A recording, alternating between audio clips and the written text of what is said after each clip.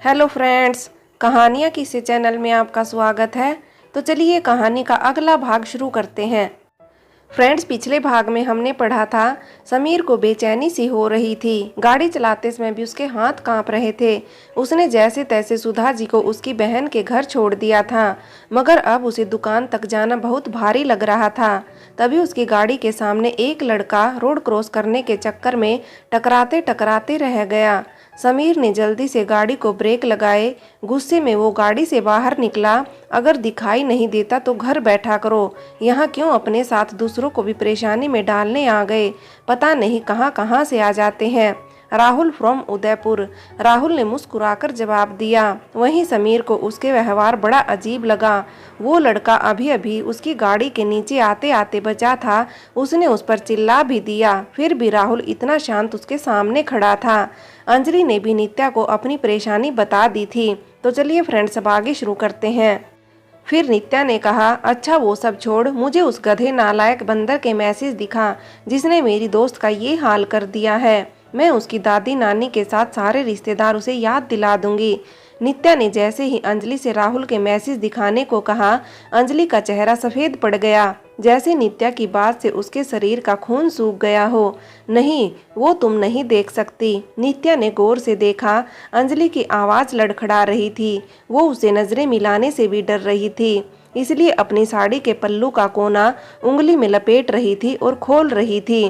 तू डर रही है ना? क्योंकि अगर तूने मुझे वो मैसेज दिखाए तो मुझे तुम दोनों की निजी बातें पता चल जाएंगी, या फिर ये कि तुम दोनों किस हद तक करीब आए हो। नित्या की बात पर अंजलि ने डबडबाई आंखों से उसे देखा, फिर उसी समय नजरें झुका ली। उसने कहा कि वो मुझसे प्यार करता है, मुझे महसूस करना चाहता है, इसलिए मैंने उसके साथ उस तरह की चैट की थी जहां अंजलि की आवाज़ ऐसे आ रही थी जैसे वो कहीं दूर हो, जैसे उसे बोलने में बहुत तकलीफ हो रही हो। उसने आंखें बंद कर ली। जहां मैंने उसे अपने शरीर की सारी निजी बातें बताई थी, मेरे शरीर का नाप और उस पर तिल के निशान, सब उसे बताया था। अंजलि ने नित्या से कहने के बाद कुछ देर तक आंखें बंद रखी। जब उसे नित्या की कोई आवाज़ नहीं आई तो उसने धीरे से आंखें खोल कर देखा। अंजलि को नित्या को देखकर आश्चर्य हुआ। उसके उम्मीद के विपरीत वो उसे अब भी नॉर्मल तरीके से देख रही थी। उसकी आंखों में अंजलि को अब भी अपने लिए प्यार और परवाह दिखाई दे रही थी, जबकि अंजलि को लगा था ये सब सुनकर नित्या उसे घृणा की दृष्टि से देखने लगेगी। वो फिर कभी भी अंजलि से बात भी नहीं करना चाहेगी। तुम मुझसे नाराज नहीं हो? तुम्हें मुझसे नफरत नहीं हो रही? अंजलि की बात पर नित्या ने मुस्कुराकर उसका हाथ पकड़ लिया। नाराज, नफरत, इन शब्दों जैसा तुमने कुछ नहीं किया मेरी प्यारी दोस्त। तुमने तो बस प्यार किया था, खुद से ज्यादा उस प्यार पर भरोसा किया। अब वो इतना नालायक निकला कि उसे तुम्हारा भरोसा संभाला नहीं गया, तो ये उसकी गलती है। जानती हो सबसे बड़ा गुनाह क्या है? सबसे बड़ा गुनाह है किसी का विश्वास तोड़ना, क्योंकि ऐसा करके हम उस इंसान को जीवित ही मार देते हैं। तुमने किसी का विश्वास नहीं तोड़ा, तुमने अपनी खुशियों के लिए किसी का दिल नहीं दुखाया, तो तुम गलत भी नहीं हो। मैं गलत हूँ, मैं पत्नी हूँ समीर की, उनके अलावा किसी और का ख्याल भी मेरे मन में नहीं आना चाहिए था। फिर भी मैंने राहुल को अपने मन में जगह दी। उसने मेरे शरीर को ना सही, मेरे दिल के हर कोने को छुआ है। मैंने उसे अपने करीब आने दिया। समीर और मेरे रिश्ते में प्यार और ईमानदारी रखना मेरी जिम्मेदारी थी, जिसे मैं ठीक से निभा नहीं सकी। समीर, उन्हें तो उस समय मेरी जरूरत थी। नित्या ने जरूरत वाली बात पर आश्चर्य से देखा तो अंजलि ने उसे समीर के पिता न बन पाने वाली और आईवीएफ वाली बात बता दी। अब वो ठीक है, बस आईवीएफ इसलिए करवाना चाहते हैं ताकि हमारे जीवन में बच्चे की किलकारी जल्दी गूंजे। अंजलि ने नित्या को सफाई दी ताकि वो समीर को गलत ना समझ बैठे। क्या रिश्ता सिर्फ तेरा था? नहीं ना, जब रिश्ता तुम दोनों का है तो जिम्मेदारी भी दोनों की होगी ना, और जब जिम्मेदारी दोनों की है तो गलती भी दोनों की ही है। पति और पत्नी दोनों को ही एक दूसरे से प्यार और साथ चाहिए होता है। जब उसकी जगह दर्द और अपमान मिले तो कभी कभी इंसान भटक भी जाता है। तू भी बस भटक गई थी, ये मत भूलना। समीर को अगर पिता न बन पाने का दुख था तो तुझे भी माँ न बन पाने का दुख था। देखा जाए तो तेरा दुख ज्यादा बड़ा था, क्योंकि संतान न होने पर शक और सवाल औरत से ही किए जाते हैं। पुरुष की कमजोरी ना तो किसी को नजर आती है, ना कोई देखना चाहता है। बच्चा ना होना या लड़की का जन्म हो जाना, दोनों ही बातों में औरत के माथे पर मनहूस का ठिकारा फोड़ दिया जाता है। और जब पहली बार में लड़का हो जाए, उसका मेडल पुरुष को दे दिया जाता है। तू इस सब के बारे में अभी मत सोच। तेरी गलती बस इतनी थी कि चंद दिनों की खुशियों में तू ये भूल गई कि इस तरह के रिश्तों का अंजाम अधूरी कहानी या भयानक हकीकत होती है। अब तो दिखा दे वो मैसेज, वो सब जिनके कारण ये सब हुआ। अंजलि ने थोड़ी उलझन के साथ नित्या को देखा, फिर राहुल का अकाउंट खोलकर उसकी ओर बढ़ा दिया। वो फोटो, मैंने कभी उसे इस तरह की फोटो नहीं भेजी थी, अंजलि ने डरते हुए नित्या से कहा। तो नित्या ने उसे बड़ी आंखों से देखा, जिसके बाद अंजलि किसी छोटे बच्चे की तरह चुपचाप बैठ गई। नित्या ने वो स्क्रीनशॉट वाले मैसेज देखे, फिर अंजलि को देखा तो उसने अपनी गर्दन झुका ली। नित्या ने समीर का नंबर भी देखा, सारी तस्वीरें भी जो राहुल ने एडिटिंग कर भेजी थी। अंजू, जब मैंने पहली बार तुमसे बात की थी तब मेरे दिल में प्यार नहीं था। जब तुमसे पहली बार प्यार का इजहार किया तब भी मैं बस फिजिकल होने की सोचता था। मेरे लिए ये सब एक खेल था, मगर तुम्हारी सच्चाई और अच्छाई ने मेरे दिल में खास जगह बना ली। इसका पता मुझे तब चला जब तुम अचानक चली गई। उस समय मुझे कुछ समझ नहीं आया। मैं हर दिन इंतजार करता, आज तुम्हारा पति गुस्से में कुछ गलत करेगा, फिर तुम वापस मेरे पास आ जाओगी। लेकिन उसने ऐसा कुछ नहीं किया। शायद उसे वो सच में सब सही करना चाहता था, मगर मेरा क्या, मेरे अंदर हर दिन के साथ बेचैनी बढ़ती जा रही थी। मुझे हर हाल में मेरी अंजू वापस चाहिए थी, इसलिए मैंने ये सब किया। मैं बस तुम्हें चाहता हूँ, मैं तुमसे बहुत प्यार करता हूँ। उस समीर से कहीं ज़्यादा प्यार मैं करता हूँ। तुम बस एक बार मेरे पास आ जाओ, फिर मैं हमेशा तुम्हें बहुत खुश रखूँगा। नित्या ने अंजलि को देखा, जो आंखें फाड़े उसे ही देख रही थी। ऐसे मत देख, अभी तो और मैसेज किए हैं उसने। नित्या फिर से राहुल के मैसेज पढ़ने लगी। अंजू, तुम मेरी बात का जवाब क्यों नहीं दे रही? तुम मुझसे नाराज हो? अंजू, तुमने मेरे मैसेज पढ़े या नहीं? क्या तुम मुझे इग्नोर कर रही हो? अंजू, तुमने मेरे मैसेज देखना क्यों बंद कर दिया? तुम ठीक तो हो ना? तुम्हें कुछ हुआ तो नहीं? तुमने खुद को कुछ किया तो नहीं? अंजलि, आखिरी मैसेज देखकर नित्या के मुंह से चीख निकल गई। जब अंजलि ने नित्या को हैरानी से देखा तो नित्या ने फोन उसकी ओर कर दिया। अंजू, तुम फोन पर मुझे इग्नोर कर सकती हो, मगर सामने नहीं। मैं अब तुमसे सामने आकर बात करूंगा। मैं आ रहा हूँ अंजू, तुमसे मिलने तुम्हारे शहर। बहुत जल्द मिलेंगे हम, बहुत जल्द। ये वो मैसेज हैं जो राहुल ने अंजलि को किए थे, लेकिन अंजलि ने इग्नोर कर दिए थे। अंजलि, तुमने उसे अपना पता तो नहीं बताया था ना? उसे तुम्हारे घर के बारे में कितना पता है? मैंने उसे मोहल्ले का नाम बताया था बस। अंजलि ने सर पर हाथ रख लिया, उसका सिर घूमने लगा था। अंजलि, ये मैसेज परसों शाम का है, इसका मतलब या तो वो कल आ गया होगा या आज आ सकता है। नित्या ने जैसे ही कहा, अंजलि ने फोन को देखा। अंजलि का मन हो रहा था वो जमीन में समा जाए या हवा में गायब हो जाए। अंजलि, तू उसे फोन लगा, अभी लगा। नित्या, तू पागल हो गई है? तू मुझे मुसीबत से पीछा छुड़ाने की जगह उसे गले लगाने को कह रही है। तूने पहले ही मुसीबत को अपने घर का पता दे दिया है। लोग कुल्हाड़ी पर पाँव मारते हैं, मगर अंजलि जी, आपने तो अपने दोनों हाथों में कुल्हाड़ी लेकर उसे अपने पाँव पर मारा है, और बहुत जोर से मारा है। इसलिए अब कोई रास्ता नहीं है हमारे पास। इसके पहले वो घर तक आए तो मुझसे बात करो। अगर वो इस शहर में आ गया है तो कल उसे मिलने की भी कह देना। नित्या, तू सच में पागल हो गई है? मैं उससे मिलने कैसे जा सकती हूँ? मैं घर से बाहर जाती ही कहाँ हूँ। देख, तुझे ये करना ही होगा। हर बार डर कर नहीं रहा जा सकता। एक ना एक दिन उस डर का सामना करना ही होगा। रही बात तेरे बाहर जाने की, तो तेरे पति से मैं बात करूंगी, क्योंकि हमें राहुल से मिलने के अलावा और भी कहीं जाना है।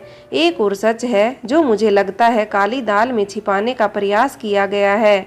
अंजलि को नित्या की बातें समझ ही नहीं आ रही थी। इससे पहले कि वो कुछ समझ पाती, नित्या राहुल को कॉल लगा चुकी थी।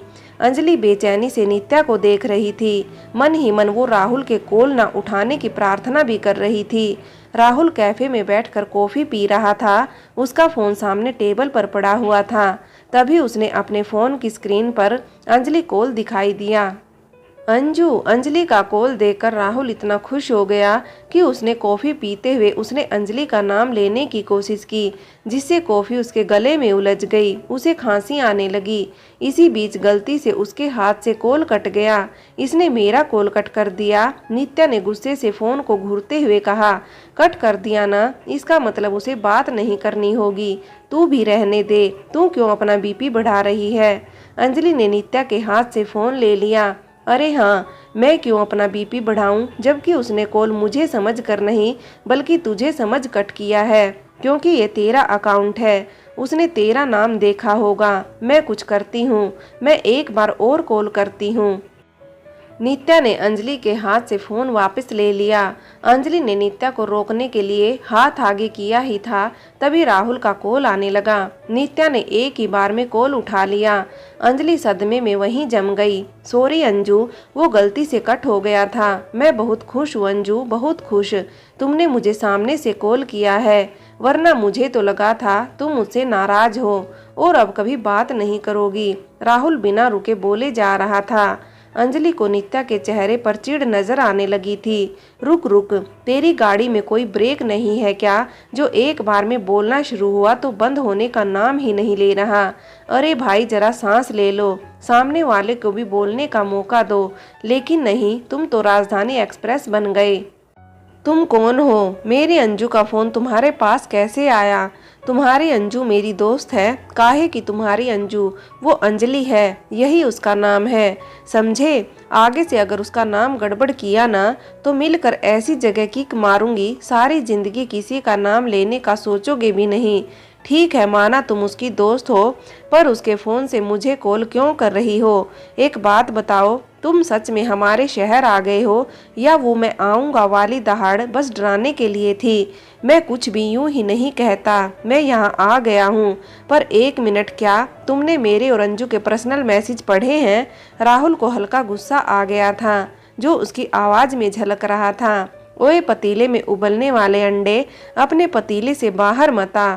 आखिरी बार समझा रही हूँ। मेरी दोस्त का नाम अंजलि है, तुम उसे वही कहोगे, समझे। अब ये बताओ, तुम इस वक्त कहाँ पड़े हुए हो? मैं कहीं नहीं पड़ा, एक कैफे में हूँ। राहुल ने तल्खी से जवाब दिया। गुड, तो अब जाकर अपने लायक कोई होटल ढूंढ लो, क्योंकि अंजलि तुमसे कल मिलेगी। कहाँ और कैसे, वो सब मैसेज कर देंगे। अंजलि ने कुछ कहने के लिए मुंह खोला ही था कि नित्या ने उसे इशारे से चुप करवा दिया। अंजलि वहीं पलंग पर बैठी उन दोनों की बातें सुनने लगी। उसके मन में राहुल से मिलने की बात पर बेचैनी होने लगी थी। वो तकिए को गोद में लेकर उसके कोने को तोड़ती मरोड़ती हुई नित्या की बातें सुन रही थी। उसकी कोई जरूरत नहीं है, मैं उसे लेने आया हूँ। मैं अभी उसके घर आकर उसे अपने साथ ले जाऊंगा। मार्केट से लौकी खरीदने निकले हो, जो थैले में रखी और निकल लिए। मेरी दोस्त इंसान है, उसकी अपनी सोच अपनी मर्जी है। ऊपर वाले ने उसे इतना काबिल दिमाग दिया है कि वो अपने फैसले खुद से ले सके। उसे समीर के साथ रहना है या तुम्हारे साथ जाना है, ये केवल और केवल उसका फैसला होगा। देखो, तुम देखो, नहीं तुम सुनो। मेरी दोस्त कल तुमसे मिलेगी, उसके साथ मैं भी आऊंगी। तुम उसे अकेला समझने की गलती मत करना। तुम्हें क्या लगा, तुम उन चैट और फोटो से ही उसे डराकर अपनी बात मनवा लोगे? तो तुम गलत हो, क्योंकि मैं उसके साथ हूँ। तुम्हें उसके साथ कुछ भी गलत नहीं करने दूंगी। अच्छा, तो तब कहाँ गई थी तुम, जब उसका पति उसे मारता पीटता था? गुस्से में राहुल की आवाज़ तेज हो गई थी। सब उसे देखने लगे थे। उसने अपने सर को झुकाया, गहरी सांस ली, धीरे से अपनी बात कहने लगा।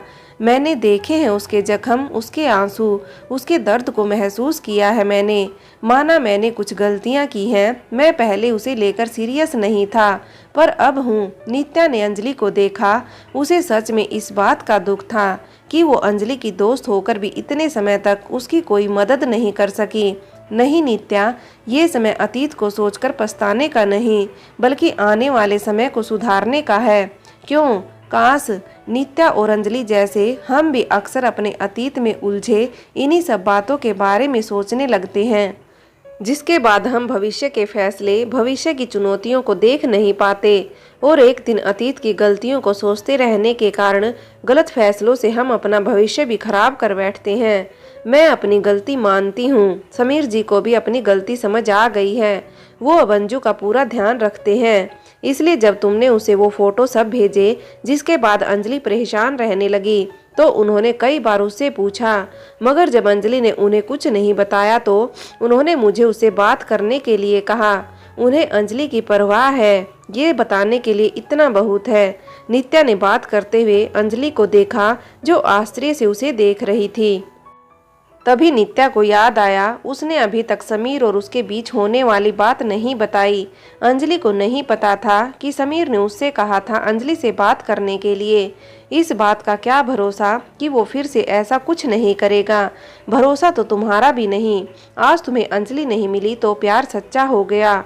कल जब वो मिल जाएगी तो तुम्हारा ये सो कॉल्ड सच्चा प्यार फिर से टाइम पास वाला प्यार हो गया तो ऐसा कुछ नहीं होगा। मैं कैसे मान लूं? अब आगे की बात मिलकर होगी। तब तक तुम मेरी दोस्त से बात करने की कोशिश मत करना।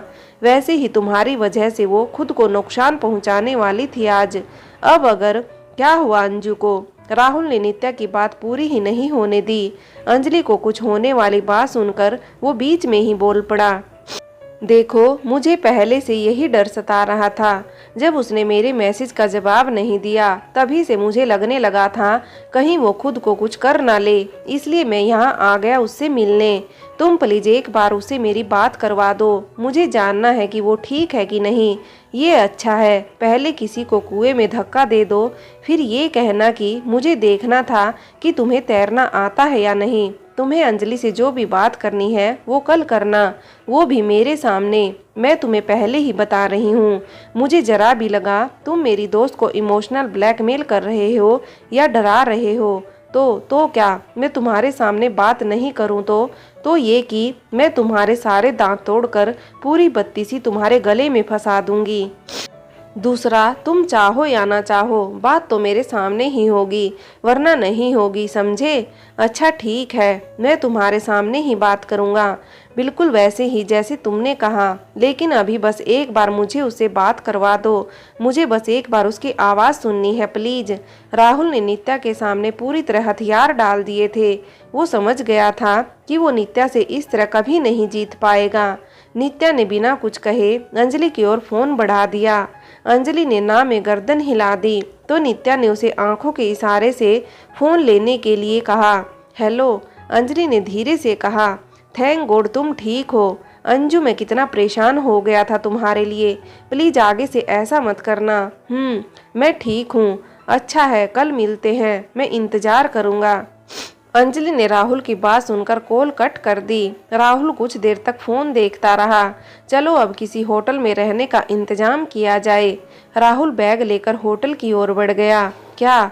चल फोन अब मुझे दे, मैं उसे मिलने की जगह और समय बता दूं, फिर जाने से पहले तुझे लेने आ जाऊंगी। हम दोनों साथ में चलेंगे।